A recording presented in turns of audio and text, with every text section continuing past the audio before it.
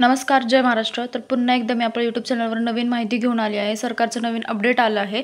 तर काय आहे आपण पाहूयात, कोणती योजना आहे। तर संजय गांधी निराधार योजना आहे ही। तर या योजनेच्या लाभार्थ्यांना दरमहा 2000 रुपये मिळणार असं संजय गांधी यांनी सांगितलं आहे। ही आत्ताची लेटेस्ट न्यूज आहे। तर त्यामध्ये आपण डिटेलमध्ये पाहूयात आणखी नेमकी काय योजना आहे, याचा लाभ कसा घ्यायचा।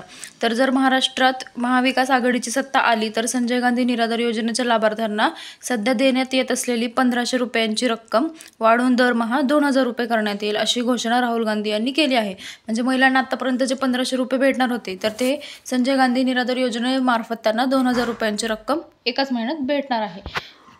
तर राज्यातील दुर्बल आणि विधवा महिलांसाठी सामाजिक न्याय विभागाकडून संजय गांधी निराधार अनुदान योजना राबवली जाते आहे। तर सध्या या योजनेअंतर्गत निराधार महिलांना दरमहा 1500 रुपयांची आर्थिक मदत दिली जाते।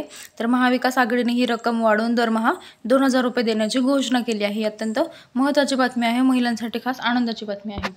तर सध्या महाराष्ट्रात विधानसभा निवडणुकांची रणधुमाळी सुरू आहे, हे आपल्याला माहितीच आहे। तर विधानसभा निवडणुकीच्या पार्श्वभूमीवर आणि महायुतीकडून अनेक मोठ्या घोषणा दिल्या जात आहेत किंवा आश्वासनही दिली जात आहेत। तर महायुतीकडून मुख्यमंत्री माझी लाडकी बहीण योजनेसाठी पात्र असलेल्या महिलांना सध्या देण्यात असलेली रक्कम 1500 रुपयांची रक्कम वाढून 2100 रुपये देण्याचं आश्वासन देण्यात आलं होतं।